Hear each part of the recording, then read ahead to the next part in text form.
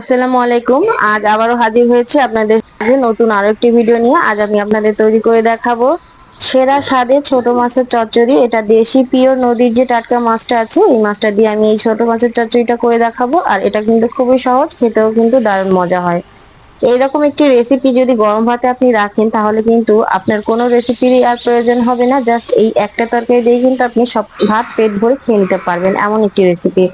আশা করি রেসিপিটি আপনাদের কাছে ভালো লাগবে। প্রথমেই আমি আপনাদের কাছে একটি লাইক চেয়ে নিচ্ছি। লাইক করে আপনার সম্পূর্ণ ভিডিওটি কন্টিনিউ করবেন। দেখুন, আমি এখানে কিছু মাছ নিয়ে নিয়েছি। আমি এখানে কিছু ছোট মাছ এবং মিডিয়াম সাইজের যে মাছগুলি আছে, আমি এখানে তিনটি চিংড়ি মাছ নিয়েছি। চিংড়ি মাছটা একটু বড় সাইজের। এখন আমি এখানে কিছু ট্যাংরা মাছ, কিছু বাইন মাছ আর বেলে মাছ নিয়ে নিয়েছি। আমি এখানে 3 থেকে 4 পদের মাছ নিয়ে নিয়েছি। আপনারা আপনাদের পছন্দ মতো কিন্তু নিতে পারেন। আর এখানে আমি দিয়েছি একটি আলু, আমি একটু মিহি করে কেটে রেখেছি, যেভাবে আমরা আলু ভাজিটা করি ওইভাবে। আর কিছু টমেটো, আর এখানে কিছু মশলা আমি নিয়েছি, পেঁয়াজ, কাঁচামরিচ, একটা রসুনের অর্ধেক আমি রসুন নিয়েছি, আর একটুখানি আদা আর কাঁচা জিরা। আমি এগুলোকে সবগুলোকে একসঙ্গে শিলপাটায় মিহি করে নিব। আপনারা চাইলে কিন্তু ব্লেন্ডারেও করতে পারেন। যেহেতু আমার আদা এবং রসুনের পেস্টটা বাটা মানে বেটে নেওয়া লাগবে, এর জন্য প্রত্যেকটা মশলা কিন্তু আমি এখানে বেটে নিয়েছি। আপনারা চাইলে কিন্তু পেঁয়াজ এবং কাঁচামরিচটা ফালিও করে দিতে পারেন। দেখুন, এবারে যে মশলাটা আমি বেটে রেখেছিলাম ওইটা মাছের ভিতরে পুরোটাই দিয়ে দিচ্ছি। আর এখানে আমি কিছু দিয়ে দেবো শুকনো উপকরণ, দিয়ে দেবো স্বাদ অনুযায়ী লবণ, আর 1 চামচের কম হলুদের গুঁড়া, সামান্য, খুবই সামান্য পরিমাণে একটু লাল মরিচের গুঁড়া, আর দিয়ে দেবো 1 চামচ ধনিয়া গুঁড়া। যেহেতু আমি কাঁচামরিচ এখানে পেস্ট করে দিয়েছি, এর জন্য কিন্তু শুকনো মরিচটা আপনারা চাইলে কিন্তু স্কিপও করতে পারেন।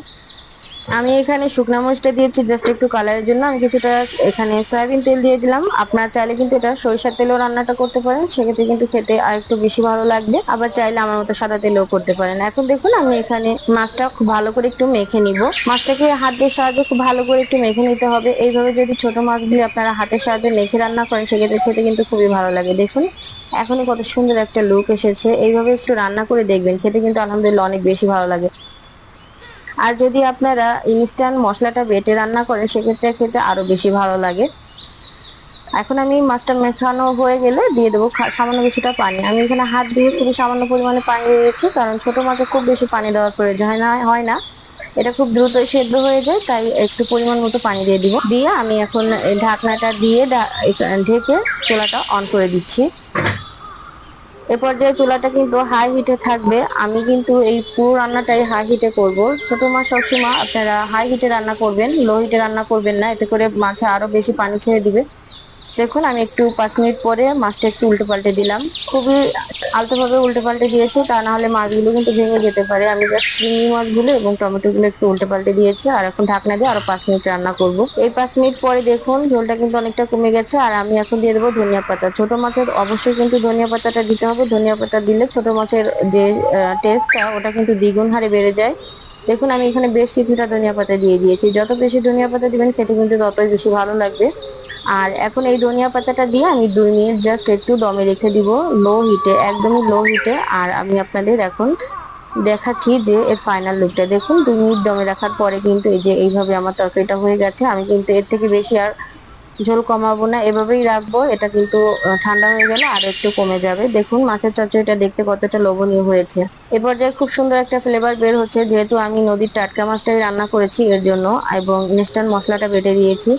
আপনারা এইভাবে নদীর টাটকা মাছটা ইনস্ট্যান্ট মশলা বেটে রান্না করে দেখবেন, খুবই সুস্বাদু এবং একটা সুন্দর ফ্লেভার বের হয়। দেখুন, আমি কিন্তু এখানে সার্ভ করে দিয়েছি। আর দেখতে আলহামদুলিল্লাহ কতটা লোভনীয় হয়েছে। এটা দেখতে যতটা লোভনীয় হয়েছে, খেতে কিন্তু আলহামদুলিল্লাহ এর থেকে অনেক বেশি মজা ছিল। আর এটা যেদিন রান্না করেছিলাম সেদিন কিন্তু সবাই খুব পছন্দ করে খেয়েছিল।